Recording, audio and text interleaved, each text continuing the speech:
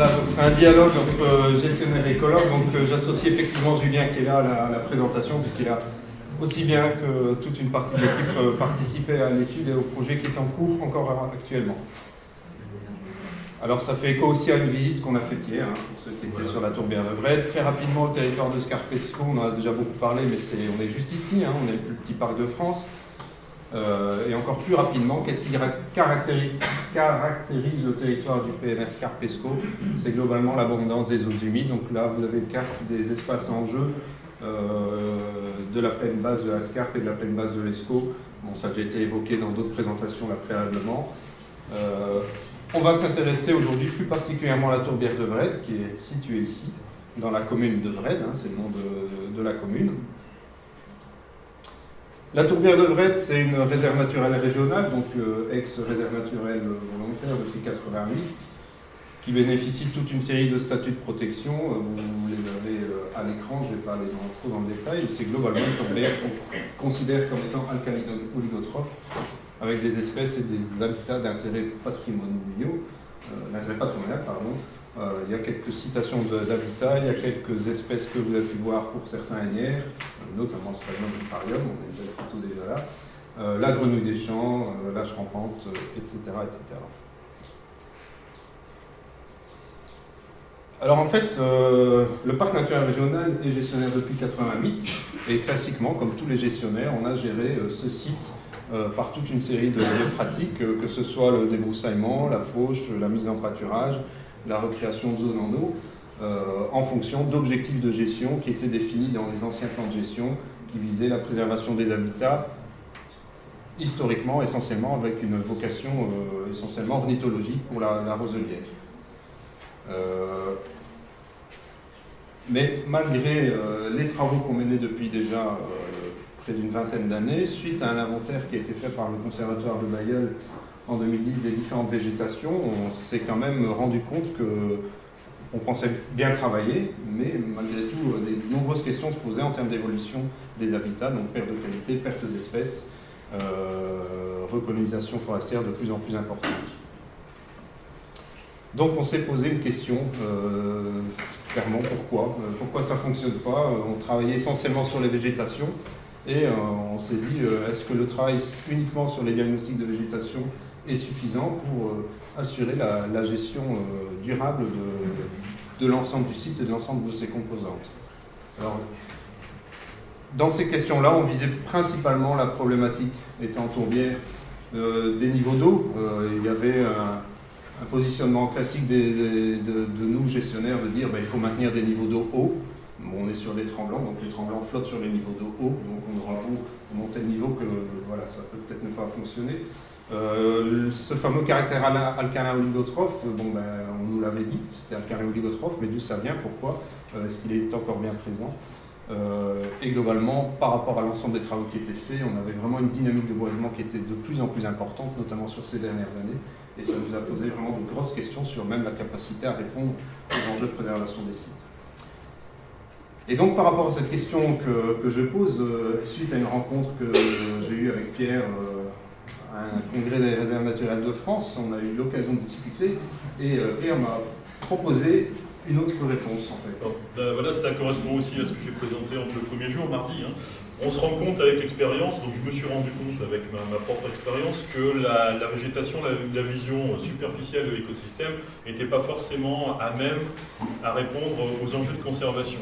Et que pour réellement progresser sur la connaissance et sur la capacité de gestion, d'action pour la conservation, il était nécessaire de réaliser un diagnostic fonctionnel.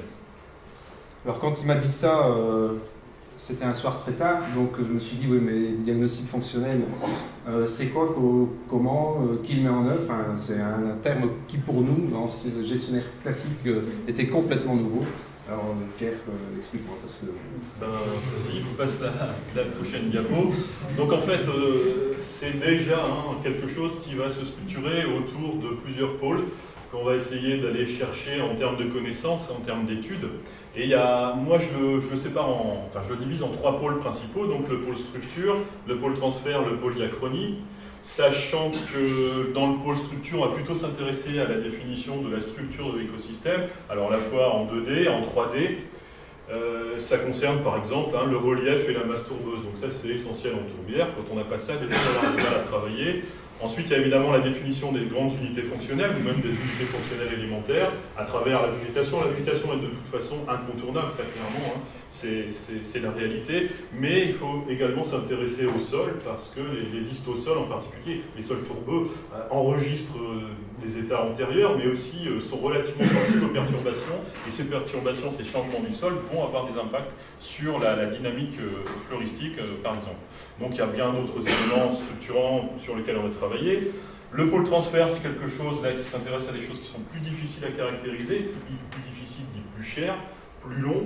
Et là, en l'occurrence, ce qui se passe, c'est que l'eau, les flux trophiques, les flux minéraux, les flux de matière varient dans l'espace, varient dans le temps, et donc posent des contraintes complémentaires. Ce qu'il faut savoir, c'est que le pôle transfert va largement profiter de l'expérience de la bonne caractérisation des éléments du pôle structure.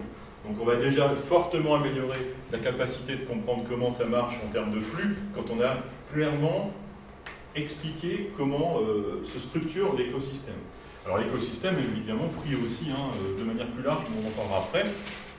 Et enfin le pôle diachronie, c'est l'approche historique, on va dire, à travers différentes méthodes possibles, et qui a, on va dire, en gros, vocation à décrire ce qu'était la structure et les différents écoulements, les différents flux au sein du système dans les temps antérieurs, avec des limites, puisque tout n'est pas enregistré, tout n'est pas accessible. Mais néanmoins, on a cette volonté de caractériser ça. Alors vous imaginez bien que quand il m'a expliqué tout ça, avec nos petits moyens, je me suis demandé, oui, mais c'est un peu compliqué. Enfin, il y a moyen d'en savoir un petit peu plus avant d'aller vraiment de l'avant. Enfin. Alors clairement, pour ceux qui ont visité Vred hier, quand je suis arrivé sur Vred, je me suis dit, oula, c'est quoi ce machin là? C'est que de la roselière. Alors on a le choix, soit on voit rien, on est dans la roselière, et puis on est content, on arrive quand même à marcher normalement, on va dire, à part quelques pièges, soit on est dans la solée, où là il faut carrément ramper. Et ramper dans une zone humide, ça veut dire que faut le faire en waderse, quasiment. Donc c'est quelque chose une appréhension sur ce système, sans avoir non plus d'expérience sur ce type de fonctionnement spécifique de bas-marais alcalin en zone de plaine. Il est nécessaire pour mieux calibrer, de faire ça en plusieurs étapes. Et là, on travaille en 3 étapes en règle générale. Donc il y a un pré-diagnostic, une visite. On va regarder un petit peu à quoi on a affaire. On va faire quelques sondages exploratoires, on va dire. Et puis à partir de là, on va proposer la suite. Et la suite, c'est plutôt en 2 fois. Une première fois, le travail sur la structure. Donc on va travailler plutôt sur les sols, sur les végétations, en exploitant les documents disponibles. On va faire un petit survol de littérature pour voir ce qui a déjà été acquis en termes de données. Et puis après, avec ça, on verra ce qu'on peut faire en termes de transfert, en termes d'écoulement. Bon, ça j'ai bien compris, donc je pense que finalement on s'est mis d'accord sur comment on allait s'organiser, donc tu nous as proposé de travailler sur tout ça, mais ça c'était effrayant. Alors comment tu as proposé de réduire peut-être les coûts, d'implémenter un peu notre activité? En fait, de toute façon, le diagnostic c'est quelque chose d'évolutif. On ne va pas forcément travailler tout de suite sur l'intégralité des données. On va y aller petit à petit et on va essayer d'orienter au mieux sur des points sensibles de connaissance dès lors qu'on commence à identifier les problématiques fonctionnelles majeures et dès lors aussi qu'on comprend un petit peu la demande des gestionnaires. C'est-à-dire que il y a l'idéal en termes de gestion, en termes de conservation, puis après il y a l'effet réel, il y a la marge de manœuvre du gestionnaire. Donc on va essayer vraiment de respecter un peu justement cette problématique très générale par rapport aux problématiques de gestion et puis de faire un protocole adapté. Donc pour Vred, on a évidemment exploité les données antérieures, on a généré des nouvelles données et puis on a parfois été un peu plus loin dans la caractérisation de données qui étaient partiellement déjà disponibles. On va passer peut-être pour les... Voilà, on va passer. Vous avez su, pour ceux qui étaient hier, qu'on a fait beaucoup de trous, on y reviendra, et donc on peut déjà peut-être présenter les résultats finaux. D'abord les méthodes peut-être. Les méthodes, voilà. Les choses sont là. Donc en fait, en termes de méthode, c'est relativement simple. On va travailler sur le relief, sur l'hydrographie. L'hydrographie, c'est déjà un sous-produit du relief. On va travailler également avec les cartographies de végétation qui avaient été réalisées par le CBN. On va aussi travailler sur des bioindicateurs. Donc au-delà des végétations, parfois moi j'ai besoin de bioindicateurs, et en l'occurrence on avait quelques bioindicateurs Et donc, je vous en parlerai plus tard. Dans la démarche en fait, globale, on s'est vraiment intéressé aussi à la pédologie pour avoir deux renseignements, hein, la typologie des tourbes et puis des éléments qui pouvaient être intercalés, et également le relief souterrain sous la tourbe, qu'on ne perçoit pas à l'œil. Donc ça c'était important, et c'est très dur de bosser là-dedans, et bon, je ne me sentais pas capable, et on a réussi à trouver un compromis avec le parc, et c'est l'équipe du parc qui a fait le travail. Donc là, le travail, c'était en l'occurrence d'arriver à faire 135 trous hein, au carottier russe, donc des choses assez physiques comme ça, dans des milieux difficiles, et on arrive à de bons résultats. Donc tout est synthétisé sous forme de diagrammes comme ça. Il y avait une petite formation préliminaire avec des fiches pour faciliter la démarche, mais là, on a réussi en fait à s'entendre et à travailler ensemble sur à la fois de l'aspect je fais, hein, de générer de la donnée, et sur de l'aspect, moi je vous propose de travailler sur un protocole en ajustant ce protocole à votre capacité intellectuelle et physique. On passe peut-être. Voilà, on passe. On va passer parce que ça passe très vite en fait. Et à deux, on n'a pas le droit à 2 fois de temps. Donc en parallèle, je te laisse parler. En parallèle, donc, on s'est basé aussi sur d'autres données, des études historiques hein, qui avaient été faites parallèlement sur la même période sur la tourbière de Vred et celle de Marchienne, qui illustraient notamment les fosses de tourbage, l'existence des fosses de tourbage, des analyses des macrorhizes, donc les débris végétaux qu'on peut retrouver dans les carottes et qui permettent d'identifier les différentes espèces constitutives des épaisseurs de tourbe. Voilà, donc j'en parlerai après, les résultats principalement, tu peux y aller. Donc on a aussi travaillé sur les écoulements à travers un suivi piézométrique, hein. Donc on a planté des piézomètres à certains endroits, toujours de manière réfléchie par rapport à ce qu'on avait déjà décrit sur la structure, et puis on a mis des sondes automatiques avec un pas de temps d'une demi-heure pour commencer à comprendre un peu mieux comment ça peut se réaliser, sachant qu'en plus ici, par chance, on avait une station pluviométrique d'une structure, d'une communauté de communes en fait, et on a pu bénéficier des données. Donc on a quand même quelque chose d'assez précis en termes d'entrée, hein, précipitation, et puis les fluctuations de la nappe. On passe, on n'a pas trop le temps d'en discuter. Donc déjà un petit peu quelques résultats, pour vous présenter le site, on est quand même sur des reliefs extraordinaires d'à peu près 16 mètres au niveau de la tourbière, jusqu'à 21 mètres sur les crêtes des bassins versants. Donc on a quand même à peu près, vous voyez, 5 mètres de dénivelé, c'est le nord. Donc là, la photo, on perçoit assez mal. Alors on a ici, dans le marais même, on a quand même des zones un peu plus hautes et des zones un peu plus basses. On a travaillé là-dessus, vas-y. Le bassin versant, on passe. Et tout le travail des personnels du parc sur les caractérisations de tourbes en particulier et de sédiments, ça nous a permis de retrancher en fait les épaisseurs de tourbes du MNT, ce qui nous permet d'avoir comme ça un MNT sans tourbe, qui nous permet en fait de déduire à partir d'autres données, on va toujours croiser les données pour valider les hypothèses. Ça nous permet par exemple de dire qu'ici, la partie est de la tourbière est occupée par un ancien méandre de la Scarpe qui a été canalisé ici, relativement tôt au 19e. Donc on a comme ça des éléments qui vont nous permettre éventuellement d'interpréter ce qu'on va voir en termes de végétation. Tu peux passer. Et ça va nous aider, on va croiser ça aussi avec les résultats de l'analyse macro-reste qui nous permet en fait de délimiter des horizons différents avec la capacité à décrire quelles étaient les communautés végétales à l'époque de la turfigénèse, on va dire, de la production de la tourbe. Et donc on a toute une série de données qui nous permettent d'avancer sur la compréhension du système. Important en termes de modèles, par exemple on a trouvé des tufs, donc carrément des cristallisations, c'est des cristaux de calcite ou d'aragonite au sein même des tourbes.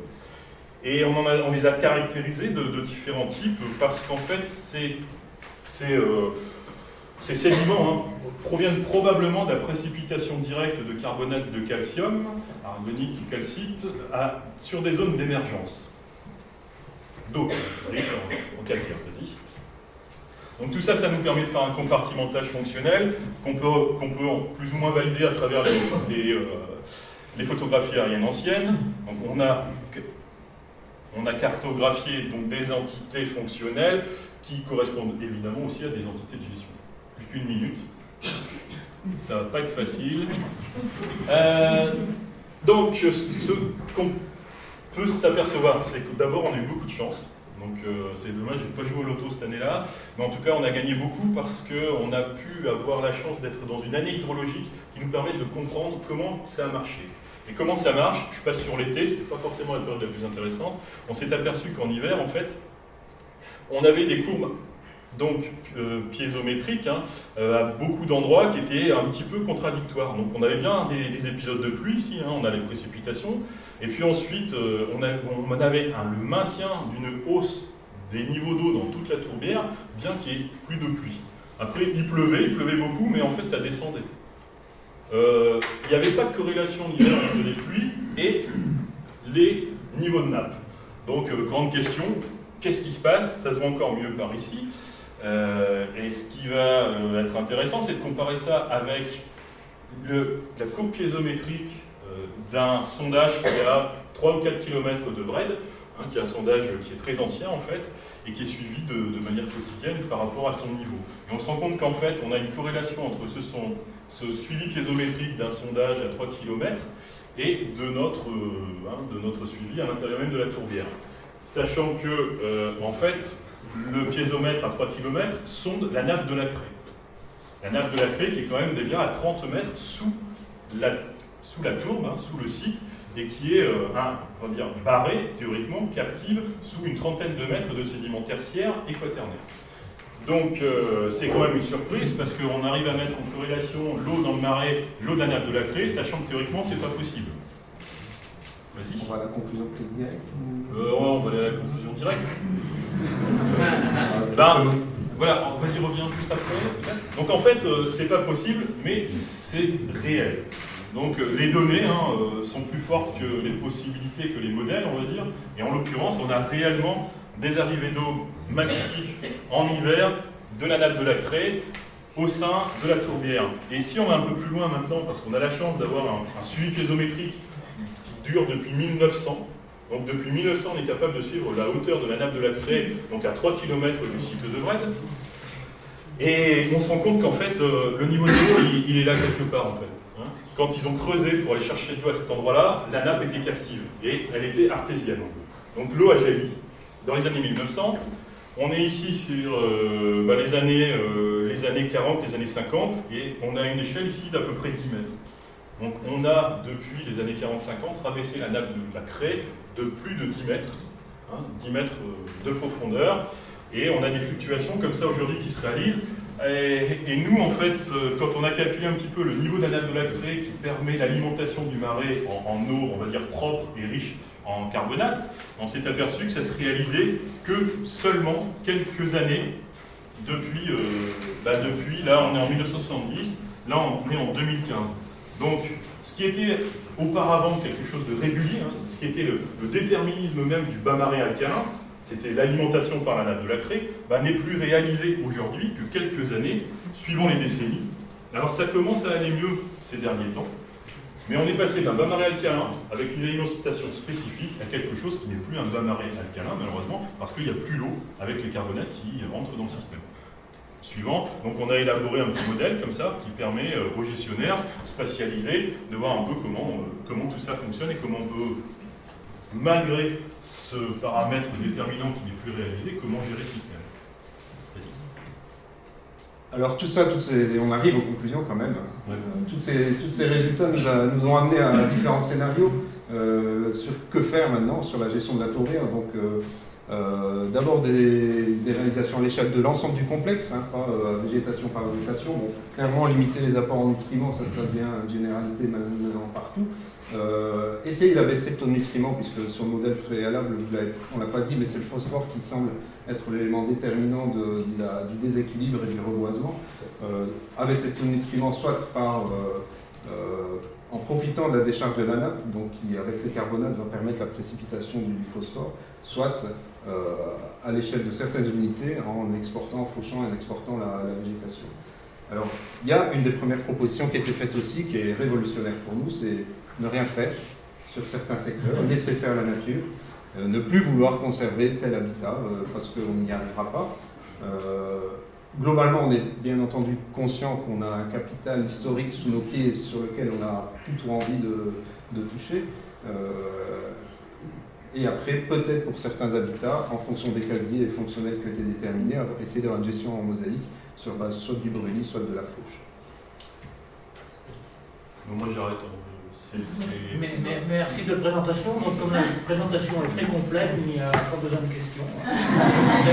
Mais par contre, demain matin, il y a une discussion générale dans laquelle vous pourrez revenir, notamment sur le fait de ne pouvoir, dans certains cas, ne rien faire en termes d'action. Il y a aussi une bonne cinquantaine de minutes de débat après l'ensemble des présentations aujourd'hui. Donc de 17h à 18h, on pourra aussi débattre. Dans celle-ci, pour ne pas oblitérer le sujet.